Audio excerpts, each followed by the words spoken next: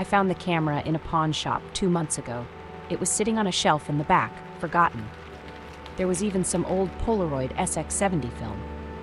Nothing against phone cameras, but I loved the idea of a photo I could physically hold in my hand. $20 later, it was mine.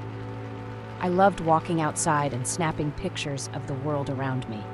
There was nothing like the click of the shutter button, followed by the whoosh as the photo emerged. My infatuation annoyed my boyfriend John, but what didn't? However, I began to notice something. The images were somewhat off. I took a picture at the park 2 weeks after I got the camera, and although it was a bright, sunny day, there were streaks on the photo. I blamed bad film. But the next day, as I was out walking, it began to rain, streaking the sky just like the picture. As time went by, I noticed more peculiarities. Pictures of buildings showing different people than I remembered. A snapshot of a theater marquee showing a movie that didn't open for another week. One day, a woman on the street asked me to take her picture. Not wanting to be rude, I agreed. She posed and smiled, but the photograph showed her standing on crutches. I said the camera was broken.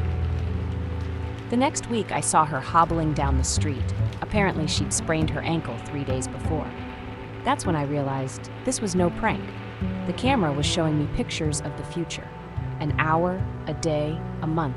It seemed inconstant. But the things in the pictures hadn't happened yet.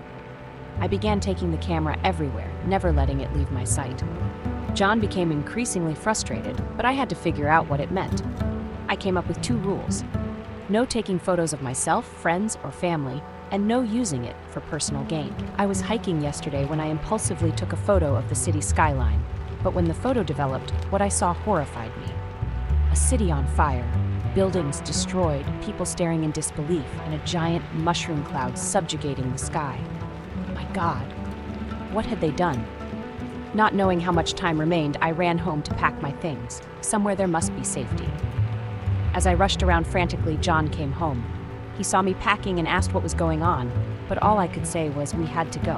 He had to trust me. In his frustration, he grabbed me, knocking the camera onto the floor. Click. Whoosh! I looked down at the picture and froze.